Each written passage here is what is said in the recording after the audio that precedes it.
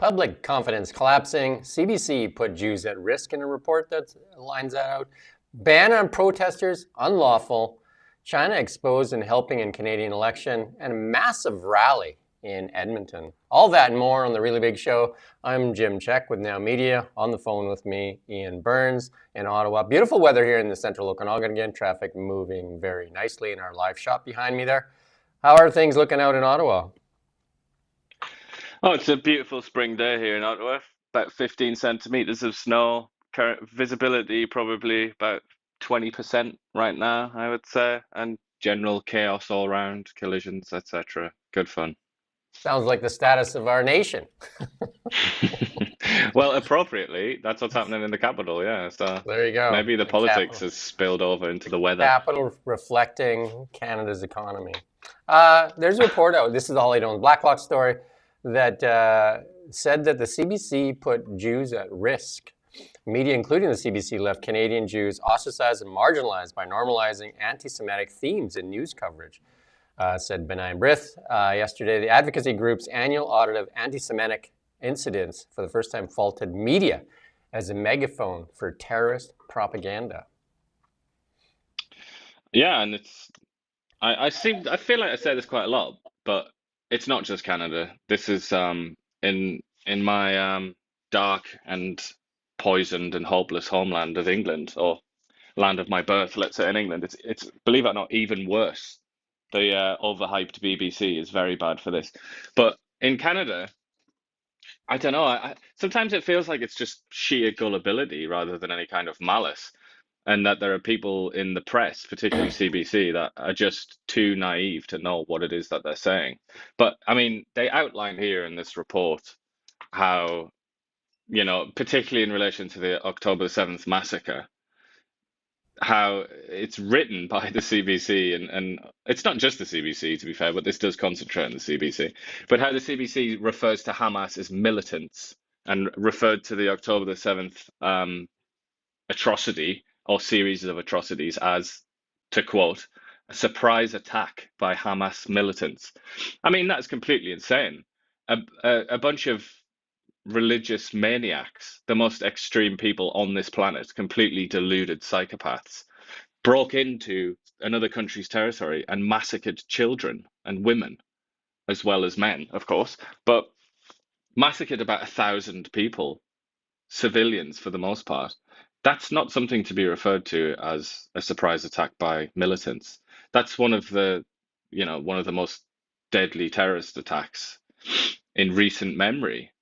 And yet, that simple sentence that I've just uttered, that doesn't take a lot to say that, but that is beyond, I would say, 99% of the members of the Canadian press. And that is something that clearly has filtered through to B'nai B'rith and other Jewish organizations, and they're well aware. They're well aware of the bias in the media, as anybody that has any sort of social contact with Jews in Canada is aware. They know full well that the media is basically against them. And then also, I mean, just on a personal level, like I walk around this street here in Ottawa, a very sort of peaceful suburb of Ottawa, and within a couple of minutes of walking around the corner, I will see people with lawn signs that say "End the genocide in Gaza." So accusing the Jewish people of perpetrating a genocide, and they just think this is normal. They think this is like a normal thing to say. A completely insane insult, like a defamation of the Jewish people of an extraordinary degree to refer to them as, committing a genocide. But that's just normal. But I would say a few doors down from me, they've removed the genocide lawn sign now and replaced it with a Liberal Party sign. So make of that what you will. Yeah, so 6,219 anti-Semitic incidents last year, the most ever recorded in the history of the audit here in Canada, a new low for the Canadian society. And then CBC was faulted by name in that report, like you just said. Canadian media outlets referred to Hamas as militants, as you just pointed out. And so they talked to the ombudsman of CBC, and Jack Nagler, he wrote last June 14th that CBC coverage left room for improvement after editors insisted on referring to Hamas attackers as militants, not terrorists. So there you go. They I mean, say they have. that's putting it rather lightly, isn't it? I mean, just the other day I was listening to CBC Ottawa, just the local radio station, and they were interviewing some guy about Ramadan, like a guy that runs a restaurant or something like that in Ottawa, and just for some mysterious reason, I have no idea why, but they like prodded him and they pushed him and they kept like uttering the word Palestine. And it's kind of like, what are you doing? Why are you doing this? And then obviously, straight away, this fella starts going on about Palestine. It's like, this is about Ramadan. This is about a religious festival. And the CBC just wants to inject Palestine. It's almost like they want to see, they want to sort of preside over intercommunal tension here. Yeah, this report also outlines that members of the Commons Heritage Committee also complained CBC News was slow to correct an October 17, 2023 story that falsely claimed Israeli rockets had destroyed a hospital in Gaza, killing hundreds. It was a misfired Palestinian rocket that actually hit that hospital. Yeah, and I mean, I don't know if I don't think they do mention this here. They say the anti-Semitic incidents, don't they? But they don't explain what that actually means. Like in It's happened in Ottawa, but particularly in Toronto and Montreal, which is where most Jews in Canada live, if anybody didn't know that already. There have been many incidents of bullets being fired at synagogues and all kinds of very, very crazy actions that you wouldn't usually associate with Canada. That's been happening. And I'm not going to say that that's CBC's fault, because to be completely honest, I don't think the kind of radicals who are pro-Palestine care or watch the CBC or even know what the CBC is, to be honest. It's just completely irrelevant. But it doesn't help really that the CBC gets this so wrong, as it gets so many other questions of basic morality just completely wrong. It's, to think that we fund this organization to make moral errors of that sort of seriousness is it's a little bit depressing, isn't it? Well, we got a video here to play. We're going to play a clip of it. And we're going to try and talk over it because we're going to cut around. There's a couple of really good pieces in this video. This is from a couple of your people from your homeland there. They're talking about the Trump tariffs, and they talk about Keir Starmer's love for the green agenda. So let's just run a little bit of this, and then maybe we'll pause it and we'll talk, and then we'll keep going on it. I mean, I suppose we have to start with the tariff story, but it looks as though, despite all the doom and gloom merchants around the world, and despite people saying, "Oh my God, look at all the money that we're losing off our pensions, and look at the crashing of the stock market," it looks as though, I mean, if Ursula von der Leyen's suddenly offering zero tariffs to America, then surely it looks like Donald Trump is winning the debate, isn't he? Yeah, I mean, for all of the nonsense that we heard from European politicians about how we need to stand up to Donald Trump, we need to show him what's what, we need to show that we can stand on our own 2 feet and we're not going to be bullied. We all knew what was going to happen ultimately, because there isn't a single unitary power as strong as the United States. Europe in particular has spent the last couple of decades actively trying to suppress its own growth and make itself weaker. So I'm not surprised, certainly in the case of the EU, that on the one hand you do have some, and you will continue to have some, who will say we need to be strong, this is our moment to be strong, this, that and the other. And there will be others who will be looking at this practically and going, yeah, we've spent a long time fiddling whilst we could have been making ourselves economically more powerful to stand up to them, but now we're not, and we are going to end up being dragged into their sphere of influence more anyway, so it might be time to actually come to the table and do a deal. Not that this will end up with no tariffs for the EU, let's just be very clear about that. The tariffs are here to stay, so when I hear about certain countries saying, well, maybe we'll just abolish all of our tariffs with the US, I'm not even sure that that's probably good. If you want, you can go and watch that full video. He gets into it more about saying, I think we played that clip yesterday from Ursula saying that the Europeans are ready to make a deal. He also talks about how Europe has kind of denigrated its whole energy policy. And then Keir Starmer, I don't know if you want to play that, Ian, or not, but he talks about how the UK wants to win the race to green energy, and that it's not a great race. And I think most people have left that race. Do you want to play that, or do you want to just chat about that? Yeah, we can. Is it Keir Starmer himself? We might as well have a listen to the giant, boring robot that he is. Jump up to the 5-minute mark there. Rommel and see if we can find the Keir Starmer part there. No problem. Yeah, so I mean, I think why this is relevant is because Keir Starmer and Mark Carney have a similar agenda and want to be the green energy superpowers of the world. Yeah, I mean, I'd say Canada has a bit more hope of doing that than Britain, but even then, you know, it's the prospect is not a great one, is it? I just, I mean, Britain, it's completely deluded in Britain. Anybody that's ever been to Britain, I don't think you ever have you? But if you ever do go there, you'll immediately recognize why it's one of the stupidest ideas you could possibly imagine to have solar panels on that island.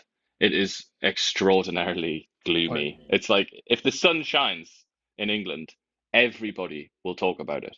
That's what it's like. It's almost like a bomb has gone off or something. There you go. We're going to play this clip here from Keir Starmer.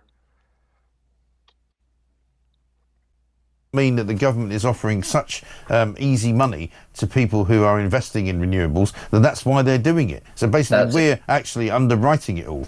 Yeah, that's exactly right. It's such a scam when they say, oh, there's more coming in. It's because the government set up rules basically going, if you're not net zero compliant, we're going to make it very difficult for you. Yeah, right. And we'll you'll throw money at you if you can come up with net zero stuff. So yeah, this whole thing about us winning the race, and I'm sorry, it's a race in which we are basically now the only developed country that's going hell for leather because everybody else has worked out, this is rather expensive. I'm not sure this is a race we want to win. Right. And again, if the other thing, of course, is we're not actually very good at this sort of renewable stuff.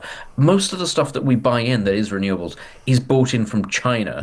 And the other thing, of course, we're talking about the automotive industry. There you go. I mean, there's a lot to that. I think we missed the clip where Keir Starmer was actually speaking, but you get the idea that so many of these nations have decided to do this green agenda, and it has not worked out for the economies of these nations. And the same thing that's happened here in Canada. Yeah, well, another example that chap didn't mention there when he said that Britain is in a race by itself. Another example is the Germans. They're now having if they've got any hair left to pull out, I think they're pulling out the last few strands that they have on their head because they're in a desperate situation, as they have been for a number of years now, really since the Russian invasion of Ukraine. But the Germans have spent just an ungodly sum of money to try and push it through what they call the Energiewende or something like that, the Great Energy Change. But it's hopeless, isn't it? That's the truth. If you don't have a base source of power that you can rely on, then and also that you can kind of provide yourself, then you're buggered basically. And the British have learned that. I mean, they have the highest energy bills on earth, just about. That is completely insane. It's completely insane that the country that inaugurated the industrial era, courtesy of cheap energy in the form of coal, is now so impoverished. It's so energy poor in Britain that, and I've said this many times, I don't like to repeat myself, but it's quite a shocking reality.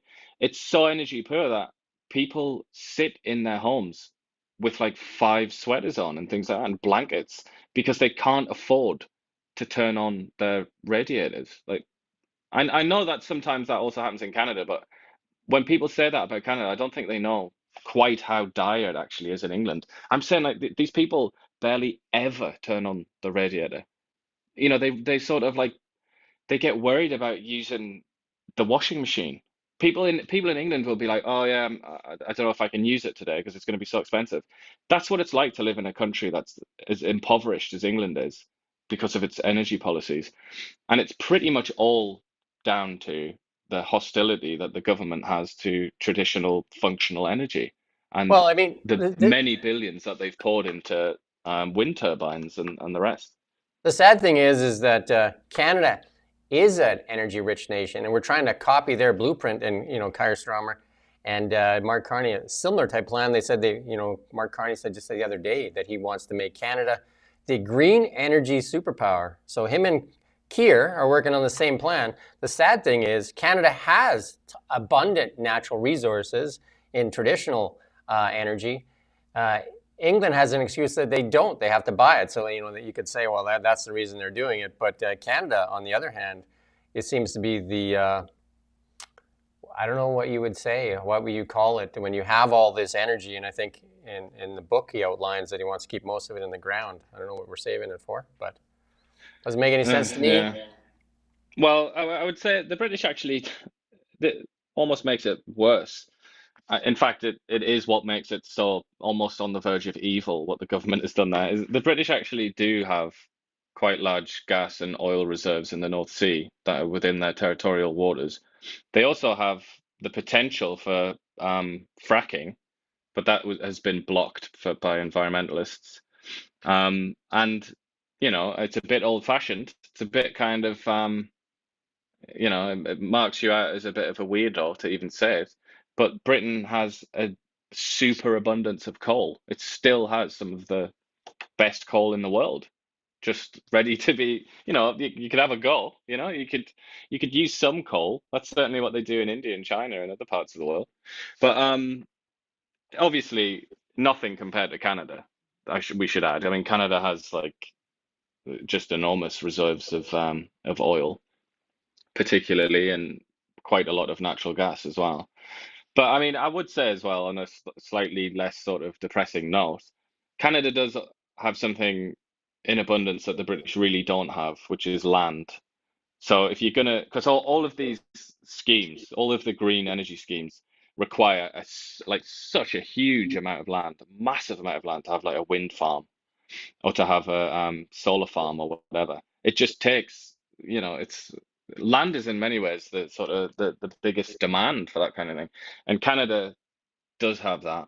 And especially in the parts of Canada that are very windy, like sort of northern Quebec and Newfoundland and places like that, theoretically at least, it shouldn't be too difficult to put up wind farms there. But I would still say it's still a bit bonkers and it seems a little bit counterproductive. But I feel like the British tragedy, the British disaster is unique to Britain. But if Carney really does want to follow the Keir Starmer Ed Miliband project, then it will certainly mean energy that's more expensive, I would say, for Canadians. Yeah, so another Holly Dolan Blacklock story, public confidence collapsing, and this is from the Liberal rule of suppressing our natural resources and our economy. We'll talk about our economy in a bit here too. Really having a tough time, our lowest GDP per capita in the G7. And then they asked people what their chances of losing their job is. 21% said that they think they're going to lose their job. 21% have concerns about job security. And that increased last quarter because of the trade conflict. And also many Canadians think that the 30% predicted a significant decline in our economy. Uncertainty surrounding financial, economic, and political conditions remain the top concern for firms and rose sharply this quarter, said the Business Outlook. In this context, 32% of firms are now planning with the assumption that a recession will occur in Canada over the coming year, up from 15%. That's a big, big jump in business sentiment. Huge. Yeah. Sort of staring down the barrel of a gun, really, aren't we? It's you really gotta put your seatbelt on for this one, I think. And again, the sad thing is, I'm going to keep underlining this point, Canada, richest resource nation by diversity in the world, suppressed, and we should not be in this situation. We should not be in this situation. We should have had pipelines when the Japanese were begging for our LNG, when the Germans were begging for it. We don't have an East-West pipeline. We don't have a Northern Gateway pipeline. We have most of our oil and gas goes to the one customer that now has us over the barrel and is using that against us. And here we are because of just poor policies over the last 10 years. Just poor policy. Yeah, in many areas. I mean, I would say it isn't, it's not just natural resources, but I think that's the easiest one to understand. And it's the kind of the elephant in the room, isn't it? That one. And I wouldn't even say I'm biased. I would say the Liberals actually agree on most of these things, that they wasted. Chrystia Freeland said it out of her own mouth. She listens all the time. Chrystia Freeland said it out of her own mouth, that the Liberals wasted 10 years on virtue signaling and identity politics instead of building our economy. And according to Justin Trudeau, he didn't worry about the economy and takes care of itself because he had Mark Carney as his economic advisor. So that's why he didn't worry about it. So there you go. Why worry? I mean, Justin Trudeau is living in a cave somewhere right now, and I'm sure that's he's been ordered to do that by the Liberal Party. But I would be very interested to hear Justin Trudeau on the subject of natural resources, particularly, and say, would you still have set up a hostile regulatory regime for the likes of Energy East? Would you still have done that if you had if you had access to a crystal ball that told you that this was going to happen with the Americans? Because I mean, I think his answer to that would reveal quite a lot, and I sense that if you ask that of the average Canadian, they would say, yes, I do regret that happened. I wish that didn't happen. I think the answer is right there for you. They said Carney and the Liberals, including Stephen Gibault, said they will not repeal Bill C-69. That in itself is and yeah, you know, they're talking out of both sides of their mouth, aren't they? Because at the same time, they're talking about increasing the amount of resources that are extracted, and they're talking about maybe looking at some pipelines again and so on, and LNG and all the rest of it. So yeah, I mean, that's one for the kind of political analysts to look at and sort of divine some meaning from that. He talks about energy a lot, and it's a lot about the green energy, and then he couches what he says about what you just said by saying, well, we'll try to make some deals with, you know, First Nations, and we'll try to make some deals with some of the provinces, and that, like, and then you also said earlier, just like, well, I tried, so we're just going to go hard on the green energy thing. Yeah, indeed. Well, let's wait and see. But if I don't know, there's also like there are new factors now to consider that maybe weren't around so much 10 years ago when Trudeau was in office and beginning his tenure. Things like the data centers and AI and so on, like, and EVs as well. I mean, there's so much more demand now for electricity that I feel like Mark Carney, you know, in his most recent rally in Richmond, he said, you know, I can't remember how he began it, but he basically declared himself to be a pragmatist. And I wonder, you know, if that's true, how can you be a pragmatist and think that wind farms are going to be adequate to power, you know, 100% EV take up and AI centers and all the rest of it? I mean, if he really is a pragmatist, he can't possibly believe that that's true. Bank of Canada meets April 16th. Governor Tiff Macklin on March 12th said Trump tariffs are worrisome. It's going to have impact on our economy. And he says that you know, it's going to depend a lot on the United States whether we go into a recession. The economic impact could be severe. So they're looking towards that rate cut. I would expect that they cut rates at that meeting, the next meeting. They need something to stoke this economy. It's faltering. On many cylinders are not firing. So the ban. Well, also, I mean, if we are going to rebuild the country and all the rest of it, like Carney keeps saying, then it's going to need cheap capital, isn't it? It's not going to be possible to do that with expensive loans. There you go. Another Holly Dolan Blackluster. I think this is the last one for the ban on protesters during COVID. The court said they're unlawful. Imagine that, eh? Pandemic area bans on peaceful protests were unlawful. The Ontario Court of Appeal ruled yesterday. How long did that take? How long did that decision take? The decision was was won by the Justice Center for Constitutional Freedoms on behalf of citizens charged with attending anti-government rallies in 2021. There you go. Yeah, I mean, it's interesting, like you said, it's taken so long. Like we're looking at 4 years delay for this case, because it was like an MLA, MPP they call them in Ontario. That's the fella that brought this case.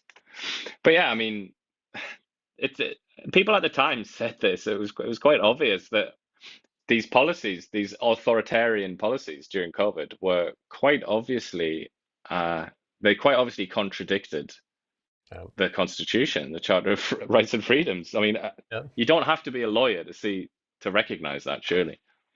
Ontario at the time was, where you were living, at the time dubbed the lockdown capital of North America by the Canadian Federation of Independent Business, forced closure of some businesses, for more than 400 days. Prosecutors in one of the cases charged a member of Parliament, Derek Sloan, for attending a No More Lockdowns protest at Stanford. Charges against Sloan were subsequently dismissed. There you go. Interesting. I mean, we still have a lot more as well to come, don't we? I mean, an event as huge as that, as the COVID era, I mean, it's going to take a lot more than 5 years to digest. I imagine it's probably going to be more like 20 years. Yeah.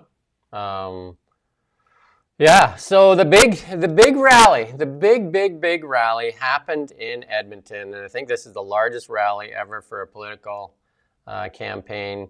Over 15,000 Canadians kind of rolled into that rally there. We have a clip here from former Prime Minister, who we actually had him speak at our Level Up conference here in 2019, along with Jean Chrétien. He introduces Pierre Poilievre at this rally. Let's going to play this clip here.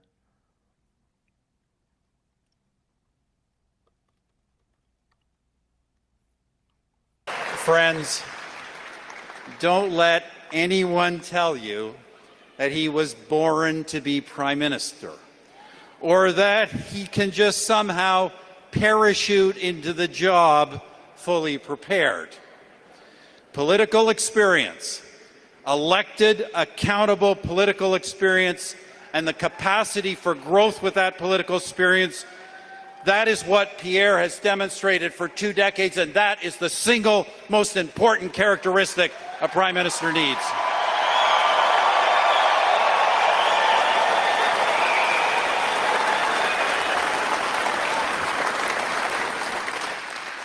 And by the way, I say that as the guy who actually did lead Canada through the global financial crisis.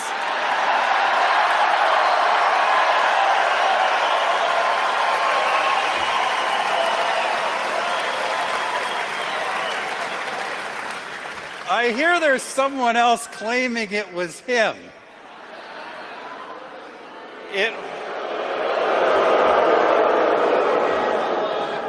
It was, of course, our government, the late, great Jim Flaherty, and our Conservative team who were responsible for the day-to-day macroeconomic management during that challenging time. There you go. Stephen Harper accused of having no sense of humor when he was Prime Minister. Seems to have found his sense of humor. He also had it when he spoke here at our Level Up conference, again, along with Jean Chrétien. We had both the leaders, former leaders of Canada, 20 years of leadership when we put on that leadership conference here in Kelowna. And you got to talk to both of them, as did I when they were here.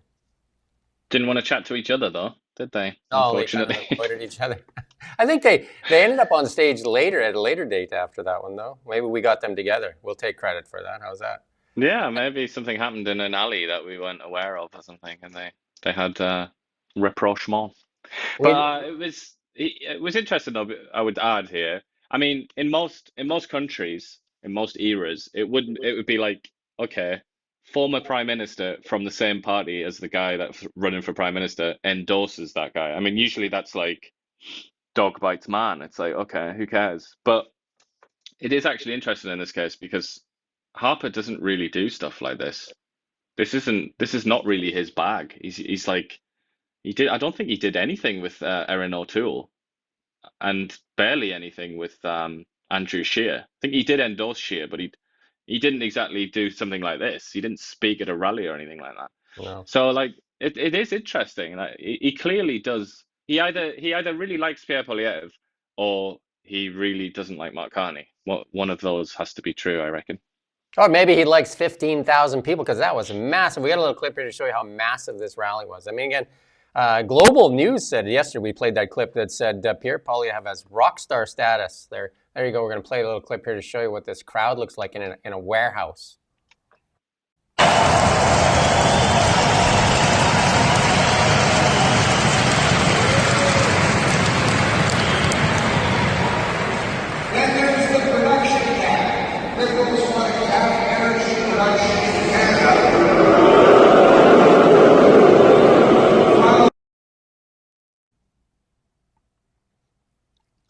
pretty crazy, that, isn't it? I imagine some fire people are just like fire marshals going like, what is going on here?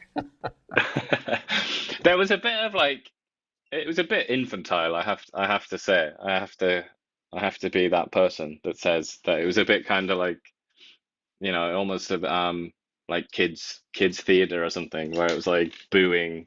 I think it's Gilbo was mentioned, just got booed. Well, I think he's no. I don't think anybody's much of a fan of Gilbo in Alberta for sure. He led that suppression of the oil and gas sector, and Edmonton was once known as the oil capital of Canada. They had an oil derrick out front. That's why the Oilers got their name too. Edmonton was the oil hub, and I think we played that clip yesterday from Pierre Poilievre there with that old clip there showing Leduc when it sputted its first well, and they discovered, as they did in the Beverly Hillbillies, black gold, Texas tea, flowing from the ground. Yeah. Everybody remembers the old Beverly Hillbillies when old Jed went and shot up an oil well. It's like, it's a proud history, isn't it, for Alberta? And it was quite interesting in that Poilievre released a video, didn't he? I think it was yesterday, where they were talking about that oil discovery, and the chap that they spoke to who was working on that rig or whatever it was, when they found it, he was saying that it was kind of like the making of Alberta and the making of Canada. I mean, perhaps that's a little bit of an exaggeration, but I would say certainly like modern Canada really is. It's very hard to understand modern Canada, at least in an economic sense, without reference to that oil patch, isn't it? Yeah, that's for sure. In Edmonton, though, typically, like if you think about the Edmonton, even in the election for the provincial election, Edmonton typically NDP. So surprising that big of a turnout in Edmonton, because if you look at the electoral map there for the provincial election, a lot of that's the NDP kind of stronghold is Edmonton, whereas the rest of Alberta is very blue. And then even Calgary, there's bits of like typically in the more the metro centers, typically more Liberal or NDP, but Calgary definitely about like mostly blue. But Edmonton being the big Liberal / NDP area, and again that's where Mark Carney was thinking about running because of all the strength there. That rally there should scare the Liberals. And we got a poll here that shows. And then these polls, a lot of people not believe in the polls because they look at the rallies, and even Global saying that yesterday and said it's got rock star status. These polls showing a little bit of a comeback happening right now for the Conservatives. Yeah, that Nanos one, the Nanos one is very much it's something that people talk about quite a lot in Ottawa. Nanos, for whatever reason, I guess they have a certain amount of prestige that the other ones don't have, but they've shown. It was about 11 points a few days ago. So that is interesting. That's it. Just if you kind of compare, if you just look at one poll and look at how it's changed, just because Nanos releases one every day, and if you just look at them, that is rather intriguing to me. It suggests that maybe it's starting to balance out a little bit, and people, it is widely expected that this would happen. That Carney would get a kind of, he'd have like a surge in popularity. And then once the familiarity set in, and once the attack lines started to, once the attack started to land, and I think on the likes of Brookfield, that has happened now. They've started to land. And maybe people now are thinking, okay, maybe I'm not so sure about Mr. Carney anymore. But we'll have to wait and see. You still got Angus Reid there coming out with 10 points. Yeah. That's also quite an interesting one. Angus Reid, hilariously, Angus Reid Institute is often referred to as like more conservative leaning as a sort of think tank, but I don't think that that's true myself. But that's an interesting one. It's quite a lot of difference there, isn't there? 5 points is pretty huge, like this close to an election. Yeah, that's for sure. We went to the Penticton rally, and we interviewed a lot of people. And you can look at the rallies and the demographics in there. A lot of definitely, and it shows in the polls, the more senior people definitely favoring the Liberals, and then the youth definitely coming out for the Conservatives. And that's kind of a flip from what it used to be, like say 10, 15 years ago. It was the youth supporting the Liberals and the older people supporting the Liberals. Well, the lay Sorry, of the the other way land has around. changed, hasn't it? It's now got to the point where the Liberals, it's hard to get your head around, isn't it, in a sense? But the Liberals are like the party of the status quo, and the Liberals are almost, with a lowercase c, the Liberals are almost like the Conservative Party, aren't they? They're the more conservative of the two. They're the ones. The Liberals are the ones that promise, like, we're not gonna flip the table over. We're going to do it steady and slow. We're going to do it in a conservative fashion. Whatever it is we do, we're going to govern and change things conservatively. Whereas the Conservative Party with an uppercase C, they're more like the Liberals. They're more like the Liberals of the 1960s or something like that. They're like saying, we're going to change loads of things. Like, this is going to be almost like a revolution. And as a consequence, I guess, yeah, the older people in general are more conservative, aren't they? That tends to be true across populations. So they want the steady conservative pair of hands of Mark Carney and the Liberal Party, whereas the younger people are desperate for change. So they want the crazy radical Poilievre, I guess you would some people would say. Another Holly Dome Black Luck story. I thought we were done, but here's one more, and we got lots on this. China bots hail Carney as the rock star. Federal election monitors just said that they suspect Chinese Communist Party agents are running a media campaign describing Mark Carney as a rock star. The Liberal Party was notified Saturday, but made no public comment. I don't think we can speak with intent, said the Assistant Cabinet Secretary. There you go. It's interesting how this played out in the media. This is where the interesting part in this is. We got this clip here from CBC, and we'll got some more reaction here. Go ahead, play this clip.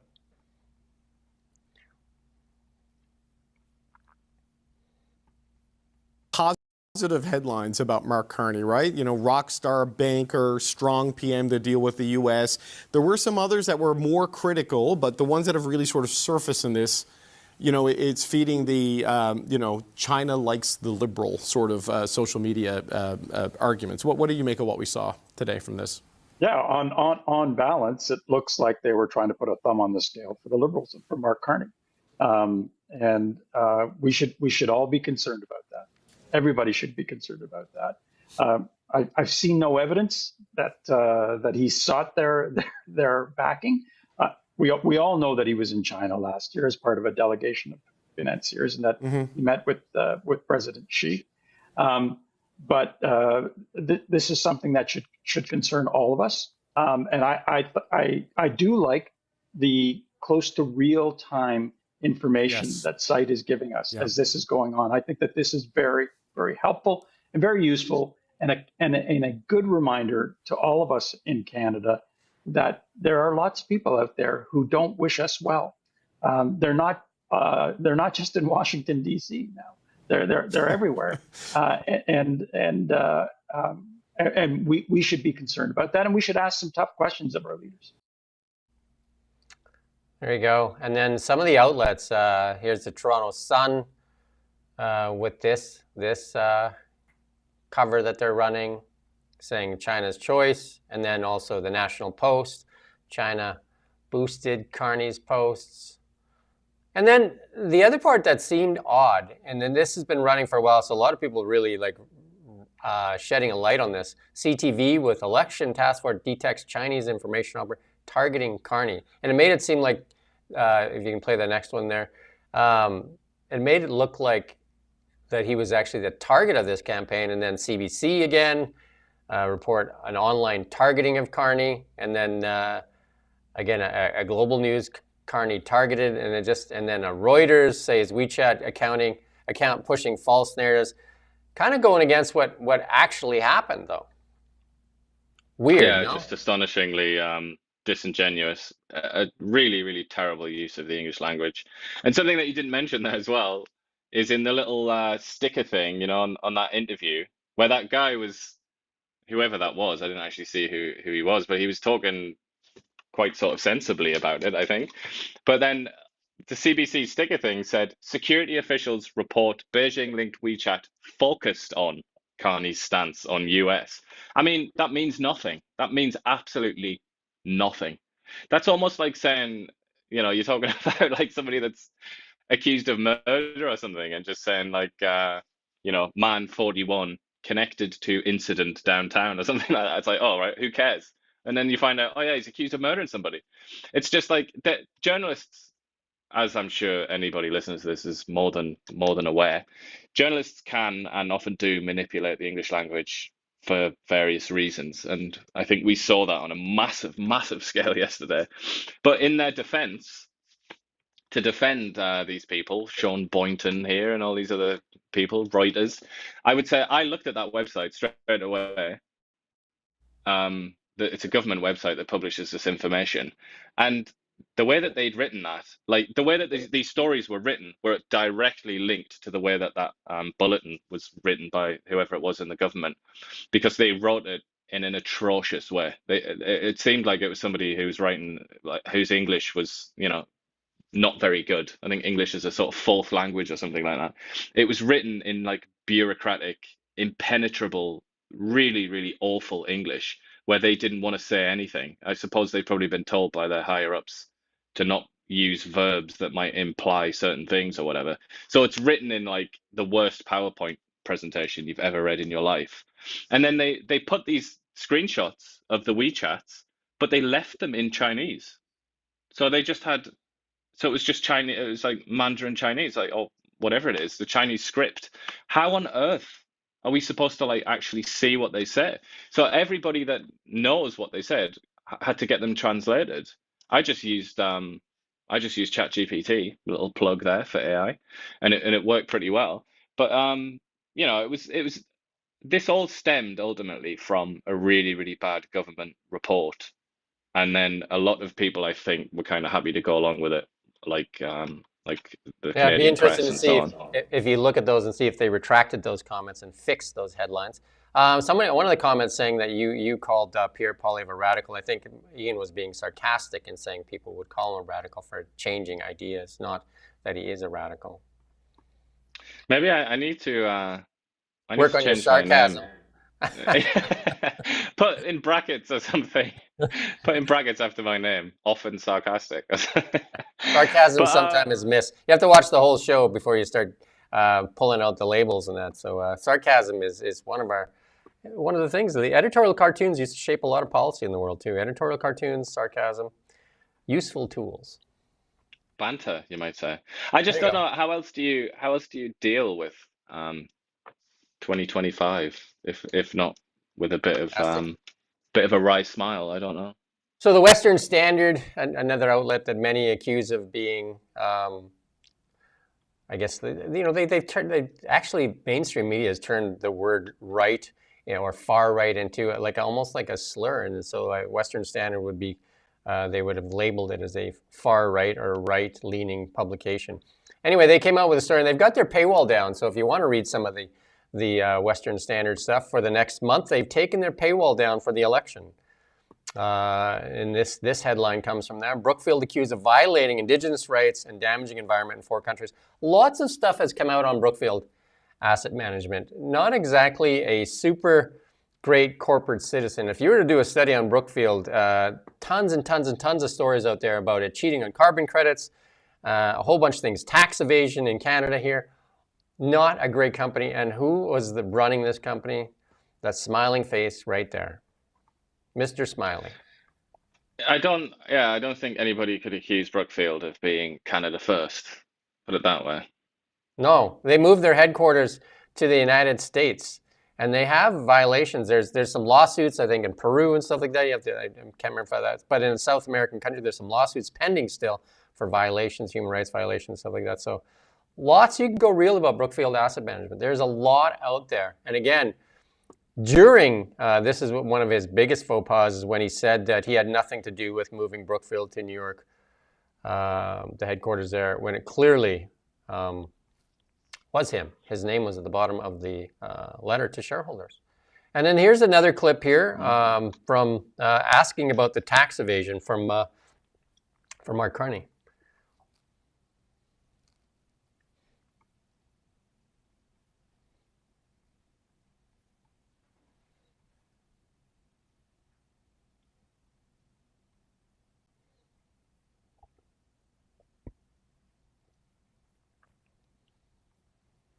We have the spinning wheel. And Not going to get it. that's the perfect metaphor for Jagmeet Singh's campaign, isn't it?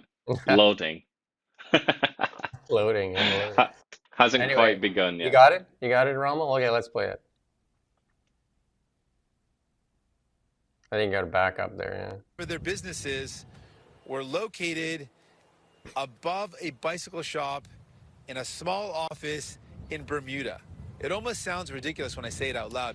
Referring to public documents, Singh says Brookfield, during Carney's tenure, avoided paying more than $5 billion in taxes. $5.3 billion. What does that mean? Well, that's 50,000 nurses that could have been hired. That's streetcars, that's buses, that's public infrastructure, not only for the federal government, also for the provincial government. For years, the Liberal Party has promised to make corporations pay their fair share. Carney said his global banking experience will help him find solutions. I understand how the world works and the structure works. But when asked when the Liberals will release policy to tighten corporate loopholes, Carney did not provide a timeline. It's absolutely a priority of my government. If we are re-elected, it'll be a priority of our government to ensure that our companies are paying their fair share of taxes. While Conservative leader Pierre Poilievre has also criticized Carney's actions at Brookfield, the Conservatives, like the Liberals, have not put forward a policy on how to tighten loopholes related to tax savings. So actually, there you go. So the Conservative Party did put out a piece that the Conservatives will crack down on tax cheats, and they will close. He names close Carney's offshore tax loopholes. He's announced that he will appoint a task force to make tax rules fair, simpler, and easy to administer. He will redirect CRA resources away from auditing and harassing small businesses, owners, and charities towards cracking down on offshore tax havens, collecting at least $1 billion more each year, and create a name and shame website and expand the offshore tax informant program.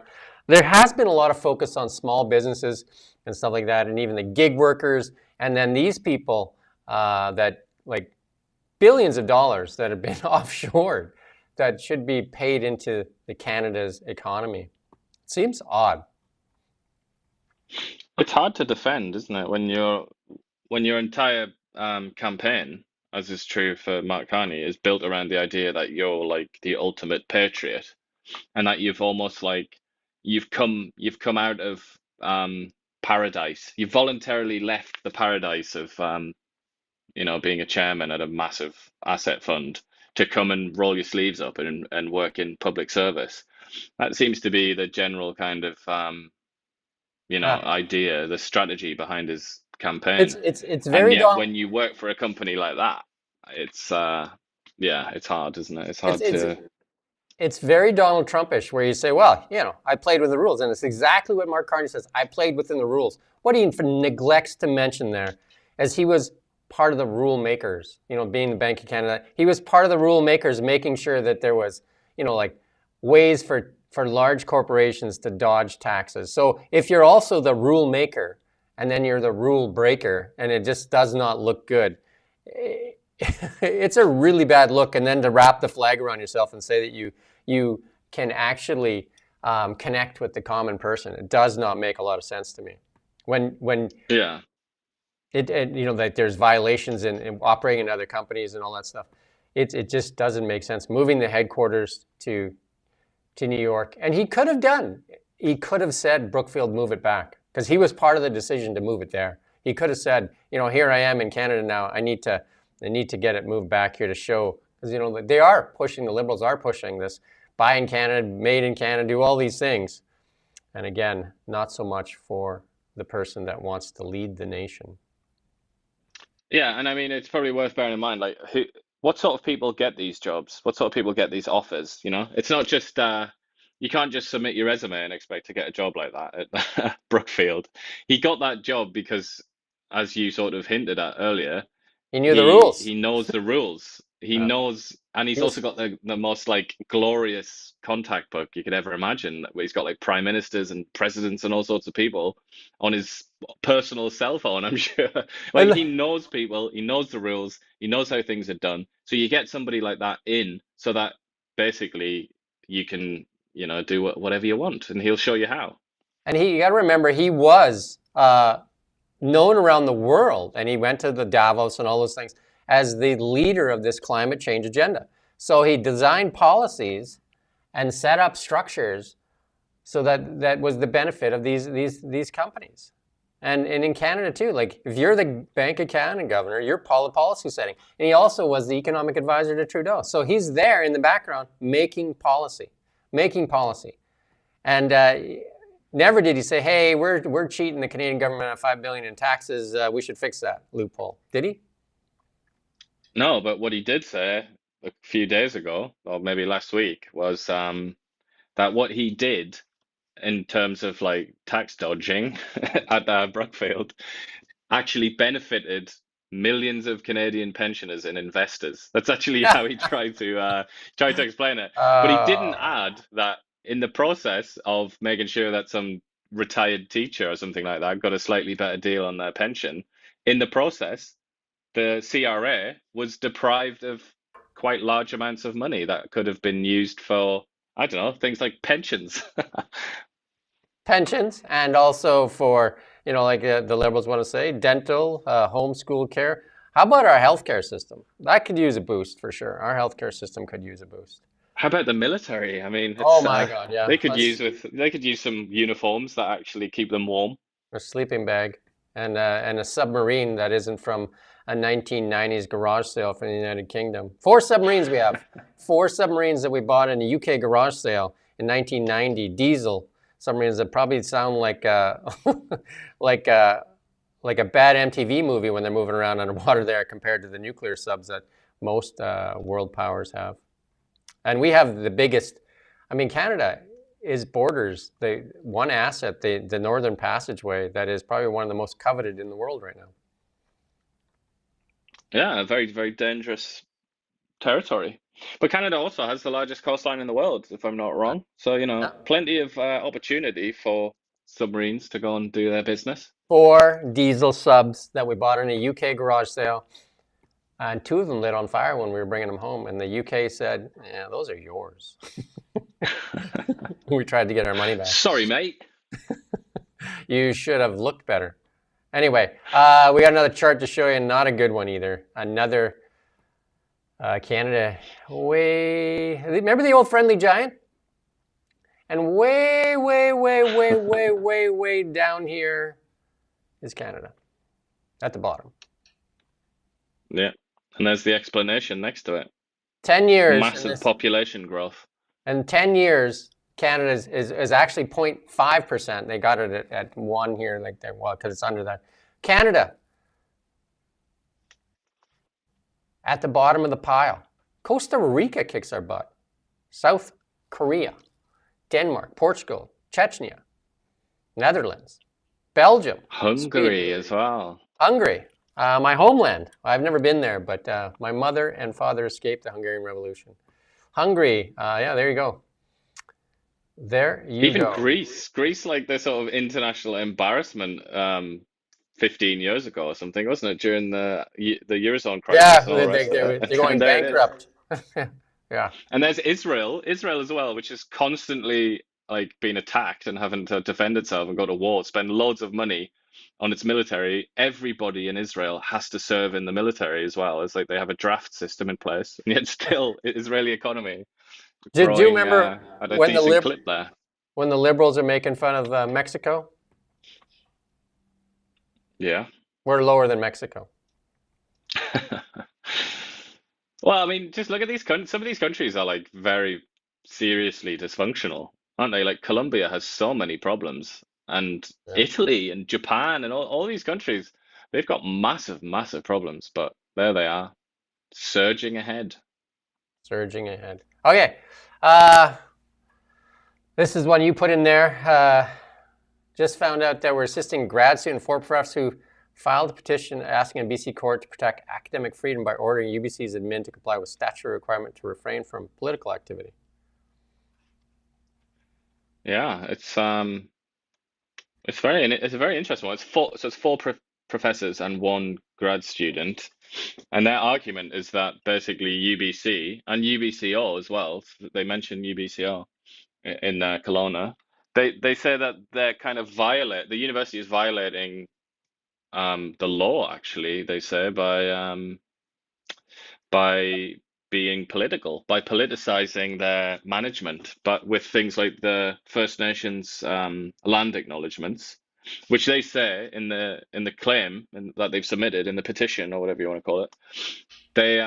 They say that sort of implies very strongly that it's like stolen land, and it's this idea of, this extremely controversial idea that the land is stolen and that there was a genocide perpetrated on the previous inhabitants and all the rest of that. We're all familiar with that sort of thing, I imagine, by now.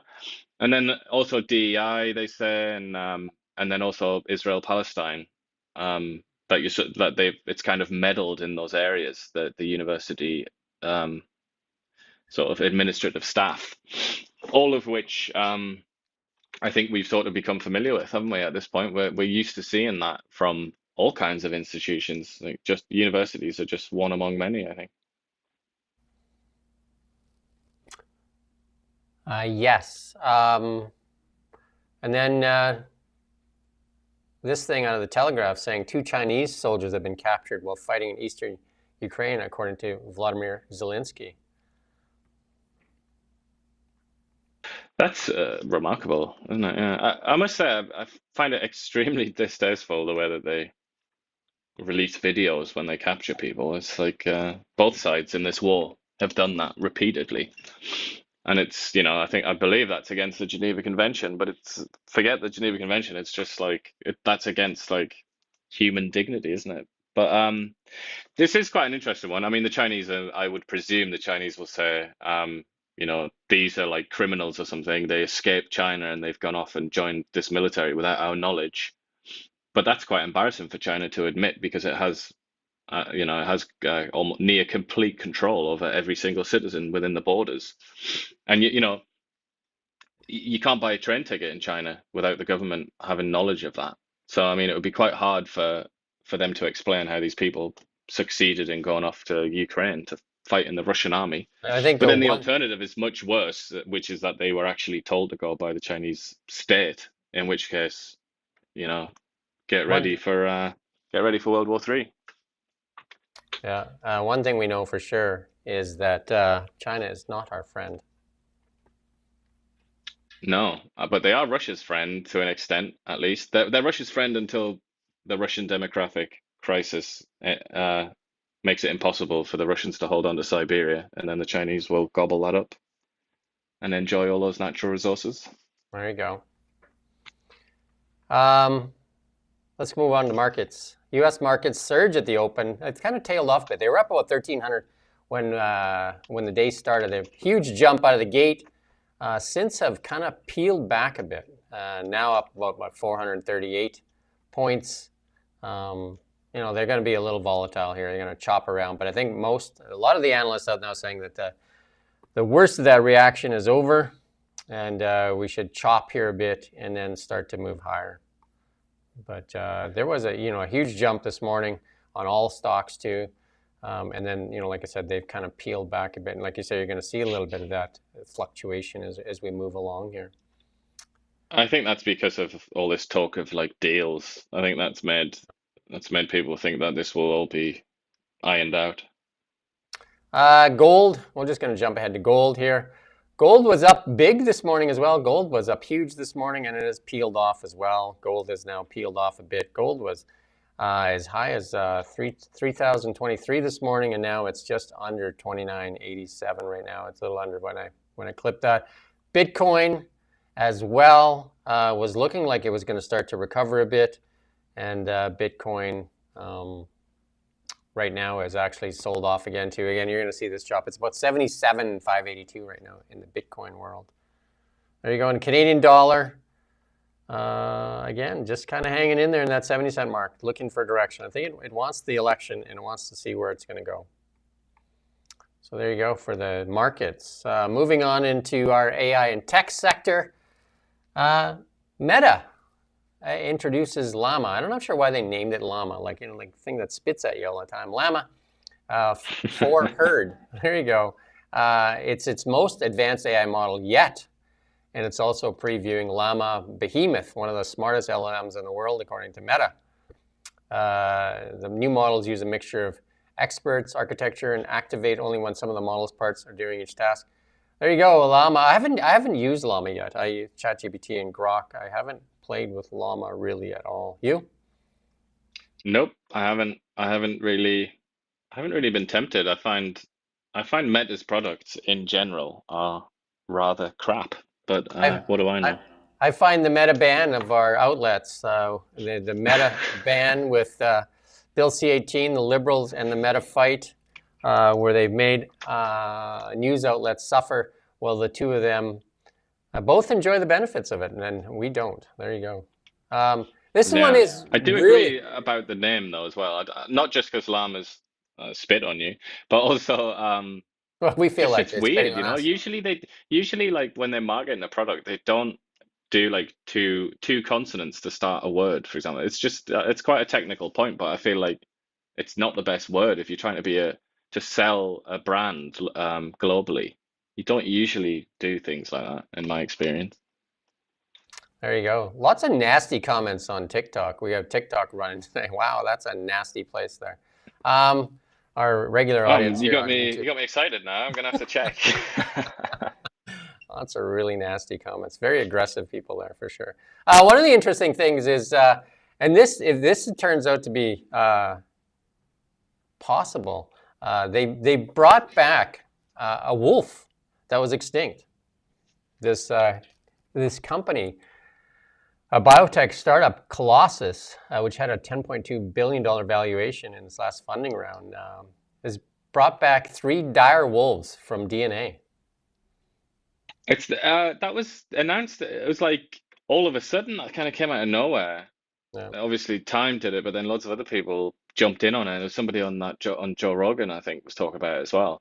But then today, there's been some like really negative reaction from a lot of people who've come out and said that this is not a dire wolf, it's just a grey wolf with a few genetic modifications, basically. But you know, I don't pretend to know about de-extinction and all that. So if this turns out to be true, like they named these wolves Remus and Romulus. There's some names from the past, right? And Khaleesi is the female. 2 males and 1 female wolf. And they were bred with DNA, according to this, from a 13,000-year-old tooth and a 72,000-year-old skull. The scientists made 20 edits to 14 different genes from a gray wolf to match the much larger, stark, white ancient wolf. There you go.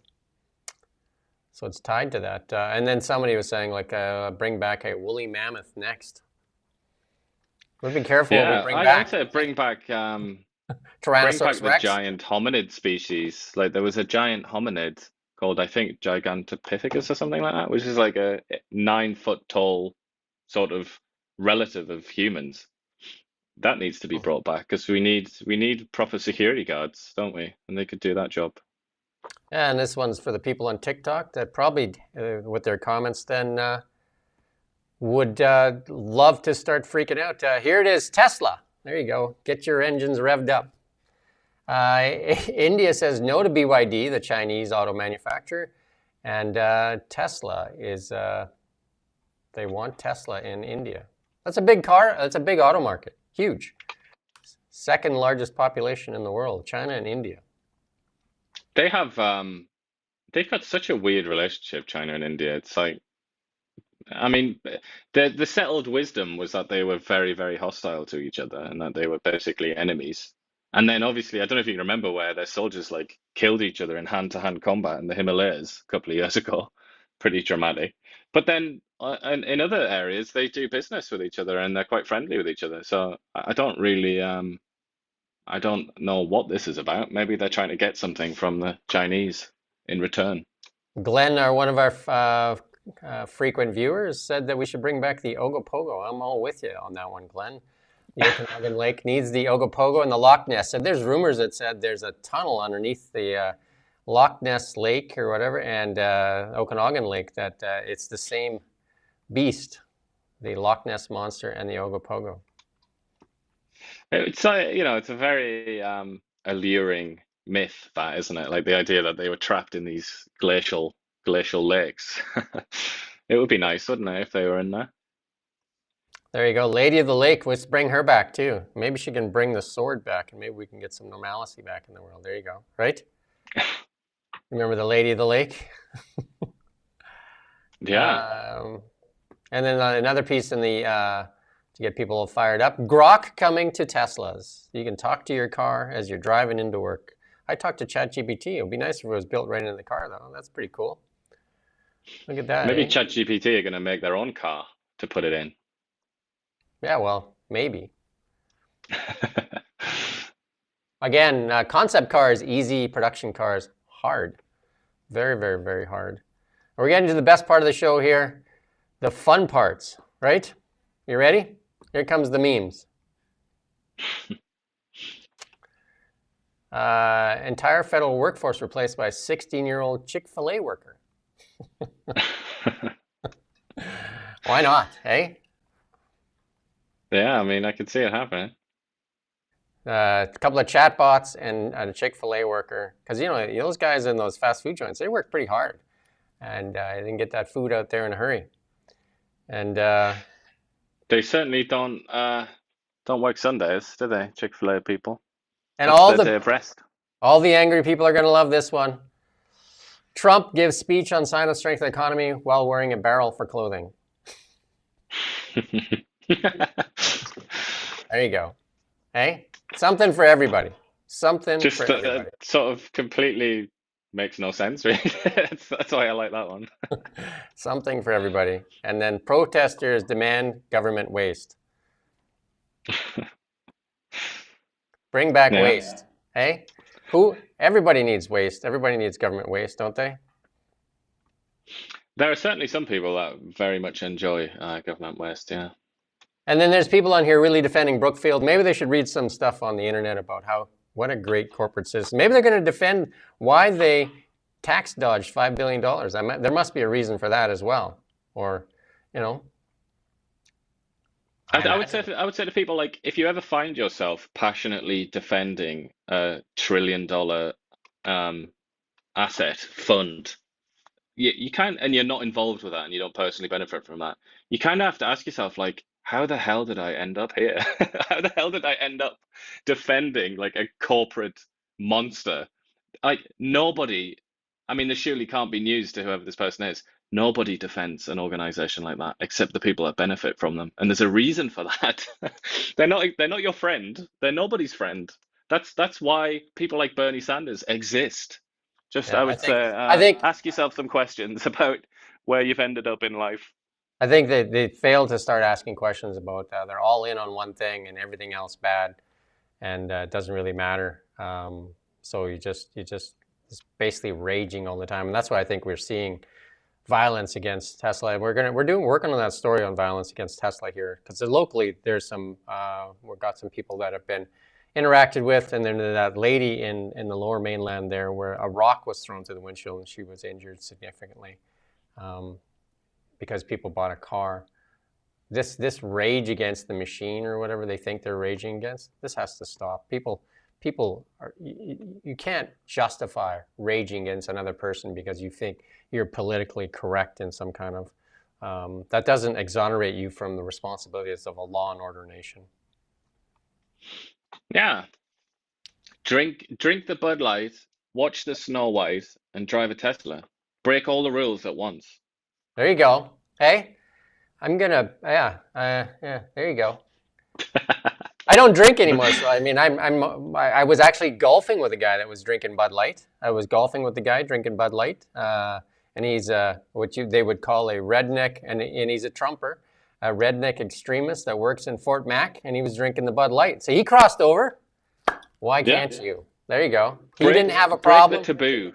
Hey, he didn't have a problem with the Bud Light. He was drinking it. Loves Donald Trump, loves Canada, and he works in Fort Mac. He's committed quite a few sins, apparently, and he's still drinking. And he's hanging around with a guy that loves Teslas. That's loves right. Electric cars. He's hanging out a guy with me, and I don't drink. And there you go. Interesting times indeed. But you know what? I still golfed with him, and I didn't once bring up the Bud Light thing because I didn't care. I don't care. If he wants to drink Bud Light, I don't care. I just don't drink, and I don't have any problem with Bud Light. I mean, I don't like alcohol, period. So, but I didn't preach to him about my stance on alcohol because that's not my job to do that, right? I don't think so. There are certain like relationships that across the whole of society that it's they're called pre-political, and like pre-political relationships, pre-political loyalties, that kind of thing. I think we need to emphasize that more in general, that we have things in common and we have loyalties and feelings and whatnot that are pre-political. So we have them before we even enter the room of politics. And we need to I think we need to concentrate on that a lot more. Like, stop raging. Like, just stop raging. And Glenn asked if he golfed left-handed. He did not golf left-handed. And he's a relatively new golfer. He was trying it out. He's got a girl he's trying to impress. And he was trying to golf for her because she loves the game. So he was, and I'll just share a little bit. That girl he's golfing with was a friend of mine that I went to school with. And she's very, what you would call left. And then the two of them are getting along just great. She is very much a Justin Trudeau fan, and he's very much a conservative, like very much. So, and look at that. They're getting along. Wow. Crazy world, eh? That's what we want. Like Bill Maher went to the White House, and he has been more critical of Donald Trump than most people, and Donald Trump more critical of him than most people. There you go. And they're getting along. So maybe calm down with the rage in the cage. And we'll see you tomorrow if you want to come and watch. You don't have to come and watch. If you like raging, sure. If you don't. And we do thank our regulars for sure, especially the people that come and watch us every day. We don't get any government funding, so there's that. We do appreciate your viewership, though, and your consistent comments. And with that said, we do thank you for watching Now Media. We don't just report the news, we live here too. We're your neighbors, bringing you stories that matter to all of us. No government funding, no outside influence. Kelowna Now, local, independent. News you can trust.